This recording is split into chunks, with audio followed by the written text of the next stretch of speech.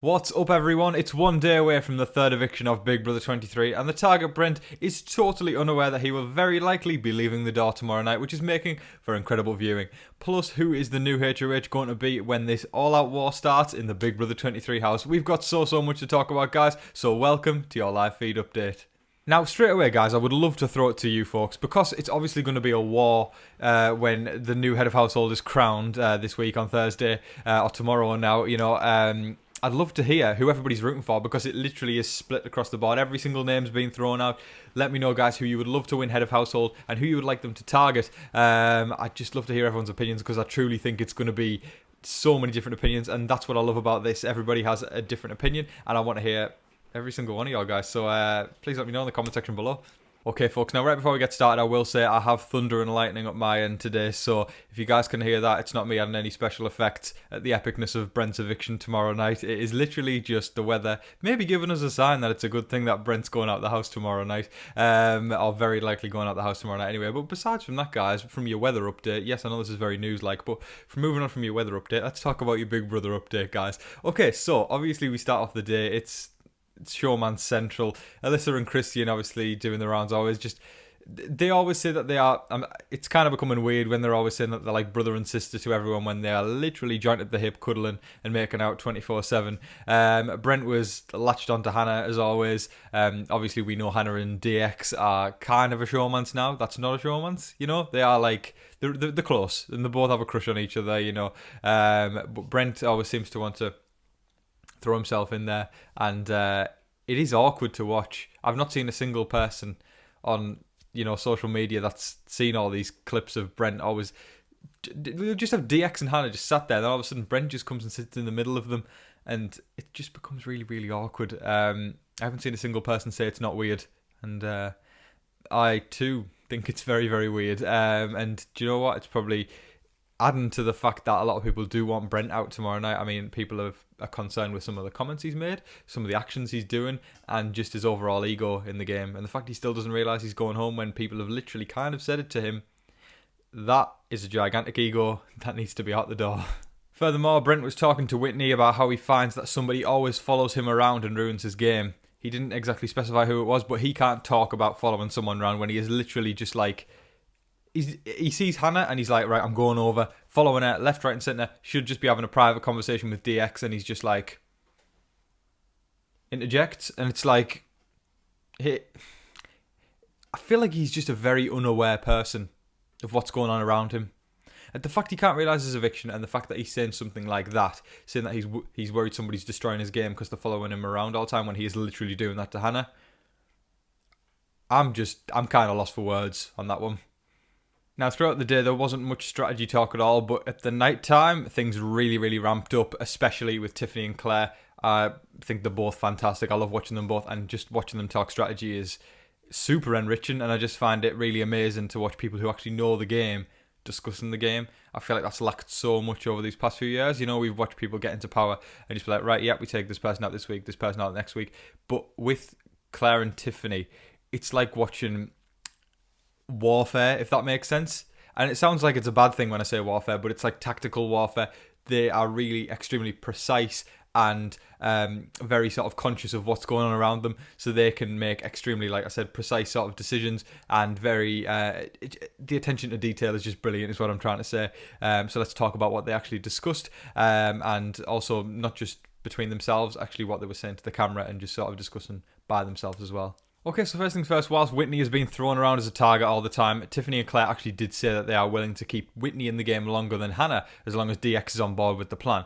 Now, whilst on face value people would go, there's no way DX would go along with that, I kind of do believe that he would. He is there to play the game.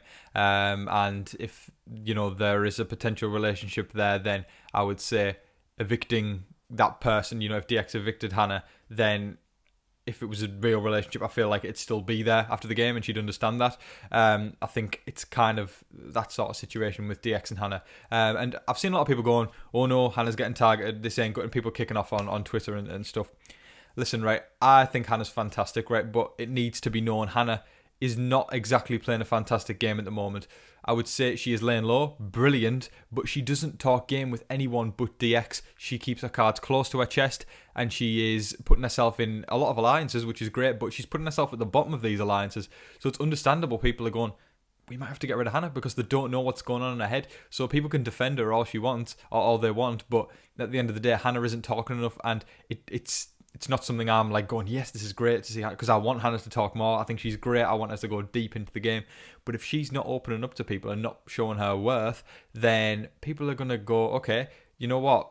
Whilst, Whitney is a target, she at least is telling us what she wants to do, whereas Hannah isn't. So who's better to keep around? Probably someone that you know what they're going to do rather than someone, I don't know, like a wild card, like Frenchie. Not comparing Hannah and Frenchie, but it's the same sort of motive of, what is the motive? It's exactly like that. So I think it's totally understandable that Hannah is becoming a target. I hope she can shift it off her back. She needs to talk game with these key players more. Claire, Tiffany, probably Kyland. It's just she's kind of jointed the hip with DX, and she talks a little bit with the aces. Obviously not Brent, but she does talk a little bit with the aces. She needs to branch out further than just her team and DX. Tiffany and Claire are becoming very weary of Kyland because he is very, very tight with everybody, and everybody is giving information to him.